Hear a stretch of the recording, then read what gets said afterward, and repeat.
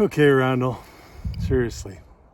I was driving by, I stopped with that little silver car down there, and I seen this stump that I leaned up against here, and I thought, wouldn't that be a nice place to do a video in church today? In church, my church. So I climbed up that hill. It's like frickin' steep. A long ways up yet. Just the edge of a mountain. And then I saw this trail leading through the trees. So I guess I'll take the trail on the way down. And it'll be a little easier. I wanted to do a little update of our company progress lately from church. Because what else do bankers do on Sunday? You know? Pretty well everyone has some kind of a religious practice on the weekend, don't they? You know, could be mountain climbing. Could be, you know, regular churches. Abrahamic. That's what I wanted to talk about. You know, like, bankers have religious practices, don't they? And we are figuring out how that all folds into the whole monetary system, okay? Disestablishmentarianism? Really? How are you going to do that? You can't.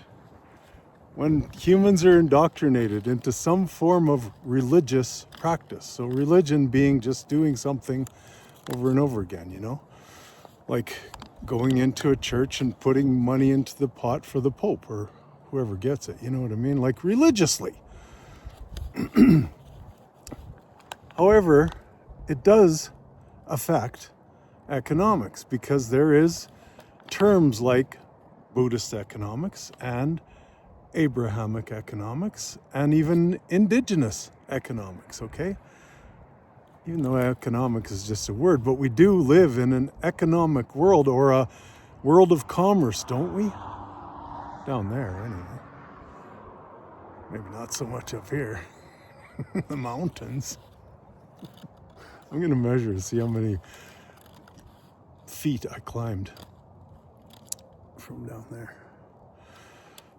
So the thing is, there's words, okay? Like, I was thinking, like, what are the Buddhist economic policies? Well, you can actually look it up and check out Buddhist economics, and you'll see.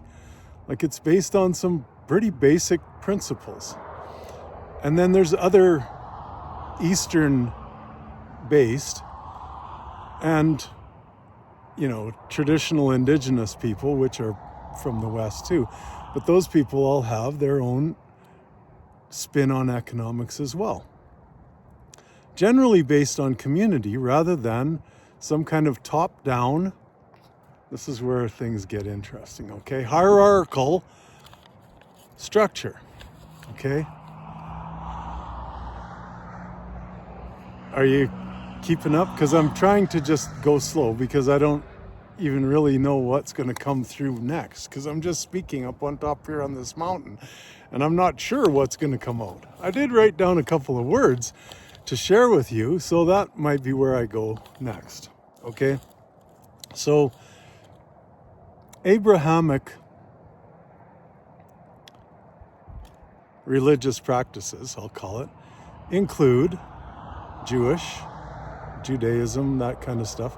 Christianity, which was something that came after Jesus Christ. Jesus Christ was a Jew, remember?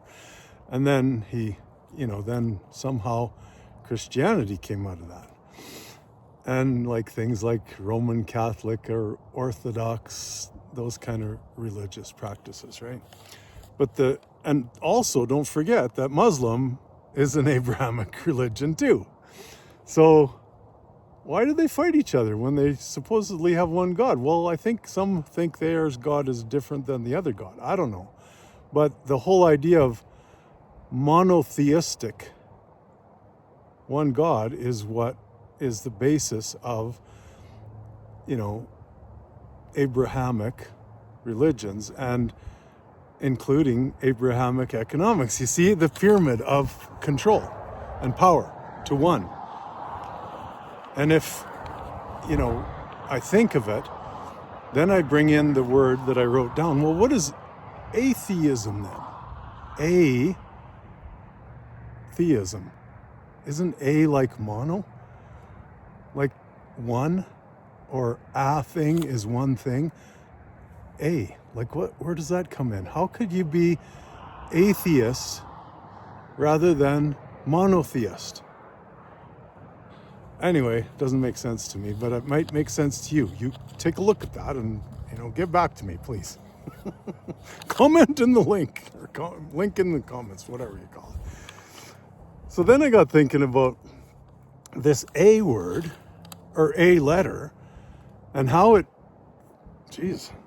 I feel a little bit of a breeze. I hope it's not too windy for this video, but I'm leaning against this thing, and if this stump uproots, I'm going down that hill because she's steep here. I don't know what the grade is, but I'm gonna say, yeah, it's pretty close to 90 degrees. Okay. So the idea of A popped in when I was thinking of Abrahamic, and I thought, well, wait a minute, that sounds like Brahma. That sounds like one of the Dharmic, not karmic, religious followings, okay? So the Buddhists and the Taoists and the Hindus are generally seen as Dharmic, okay, rather than karmic. Karmic being, you do something wrong, you're going to get it. Like that kind of karmic, right? Or Dharmic refers to, something like Brahma, which is supreme eternal reality. Doesn't refer to a deity. It just says that everything is reality. In reality is Brahma or God or, consciousness. It's all here and it's all real. Don't get me wrong. Like, I really think that mountain over there is real, and the stump is, kind of rotten, but it's real, and this thing is real. So there is a reality, is there not? Could be just a dream, but who dreamed it then, You? Me? Or a supreme consciousness? Is that the ultimate? Or is there a deity? And a nasty one at that. You don't do this, you do this wrong, and you're going to get it. Which has filtered down into, obviously, what they call politics and what they call, economics and the legal system, right? Legal jurisdiction, that one that's based on fault. It's kind of faulty, but it's based on fault, is it not? Guilt, doubt, blame, and shame. I hope this isn't too much for you. I don't know. Like, when I get up high like this, I just breathe that air in. My pineal gland is ringing. I can hear it. Can you hear it? Well, probably not, but I can hear it. And then I just kind of let things come out, And whether you understand or comprehend, it's okay, Like, that's the Buddhist tradition of, I'm going to sit here and tell my story, and I'm going to live my story and meditate on it and think about it and not be moved from it, but I'm not going to fight for it. I'm not going to fight you for it. What would be the point of that? You choose. Therefore, we go back to Tao Energy, which is when I first started it, 2018, same time I met the man who I'm dealing with right now, who is a Buddhist, grew up in a monastery, became a monk, and now he's a banker, believe it or not. Knows all this stuff that I know about banking and about the structure of banking and the structure of credit and the structure of asset-backed accounts. That he is the authorized authority for. And within the last couple of weeks, we have letters from the top banks in the world, one of the top banks in the world, saying, yeah, you're it. They said it, and they signed, sealed, and delivered this private message. And don't get me wrong, there's other account holders like this, but this guy is prepared to be public about it. And this guy here too is prepared to be public about it. And that's why I'm here. Will I show you the signed, sealed paper? Everybody's going to have their opinion of it anyway, so no, we're not going to do that. But I'm telling you, we have it authorized and autographed and signed, because they don't know the difference, most of these bankers, by the bankers who go to church, some kind of church, do something religiously, believe in something, right? I think their consciousness came back up into that area of, okay, this monetary system right now is pretty whacked. We might as well say yes to this guy. Why not? It ain't going to hurt us, is it? So they all got together, little board meeting, chick, chick, chick. Yes, yes, yes. It's amazing. And I mean, never happened before in a public way, always been private, right? And of course, when it's private, the authorized authority is thinking in terms of, what if somebody catches me? You know, the fear zone, right? Well, my buddy has been in jail for most of the last 8 years. Just, sitting in his story. Like I said, not going to be moved from it. I don't know, throw me in jail for a while. I'm a monk. I'll just sit there and meditate on it for a little while longer and it'll get stronger. Because that's how it works. I'm sorry if this is too much for you. I'm sorry if it's not enough for you. I forgive you. I forgive me. All that good stuff. Life is just so amazing. Once you get into it and you curiously examine some of these silly stories that are going on, okay? And I mentioned a few of them to start with. Like, what do you mean, Abrahamic? Did you come after the Brahma story? I thought you guys said that it all started 6,000 years ago in the Bible. And I'm not making fun of the Bible. The Bible, it's just the way it is. Like you wrote it down, but yet your story came after the Brahma story. And then you added an A to Brahma and said Abrahamic. I don't know. Like, it's pretty confusing when it comes to what's written in those books, right? But you can feel it and see it out here in this church. Like, it's everywhere. Consciousness. God. It's everywhere. You're God. Like even Jesus, who went to the east and then came back and told the story to the west, if you want to call it that, or came back to wherever he was and told the story. He said, ye are gods. Like the monkeys are gods, the elephants are God. Everything is God. Well, don't you start talking like that, because what did I use that word earlier? Disestablishmentarianism, the establishment, which was if you remember, the Sanhedrin, and the Romans, like the government and the church, they both said, don't you tell that story. You're going, we'll stretch you out, buddy. Did they? Or was that a fear story? I don't know. Because it's all fear or love. And I'm nothing but love. Because I love every one of you every day. I've said it for how many years on this video channel. I just love everyone. And am I blaming anyone for this GDBS, this guilt, doubt, blame, and shame that's going on? No. I have mercy and I have love for every one of them. They're just falling for some story somewhere. But don't be fearful. Just hit the button. Send, Mr. Banker. Don't be a big baby. Just send the button. As we said in a little video earlier this week, I want my MT 103. Get that? Okay.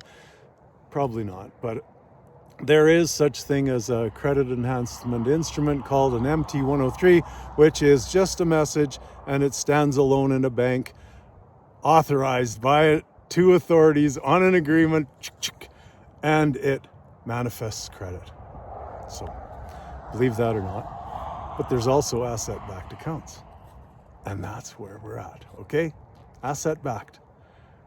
When these 2 W's and a 1 and a 2 happened, turn of the century, WW with a 1, WW with a 2, which were economic and historic demolition events that reset much of the world, from empires and kingdoms to national governments, and then, reset the banking system and said, okay, come on, we're not going to fight over all this gold anymore. We're going to stash it all in 1 or 2 places, or 6 or 20, whatever, 33 places maybe, and under the Vatican, a bunch in the Philippines, because the Philippines is great. It's a great place to put stuff, because they're, the Christians fighting the Muslims, that's going to go on for a long time yet. And there's, some pretty whacked out politicians there. So let's just hide some there, and we'll use that.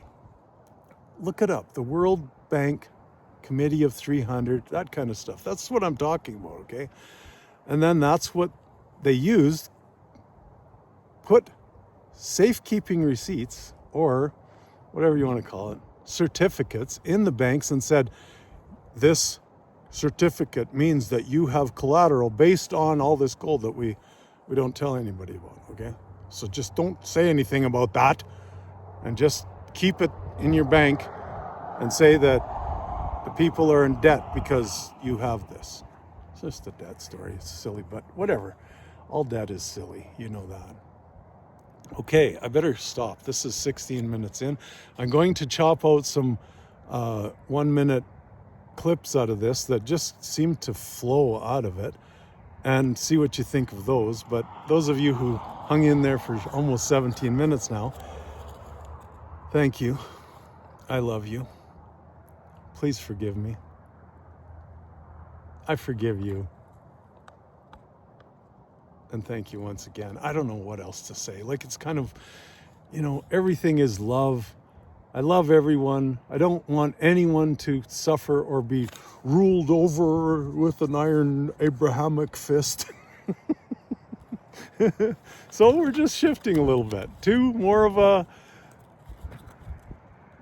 Brahma economics, Buddhist economics, Dharmic economics, Taoist economics. You call it what you like, but that's where we're going. So have a great day.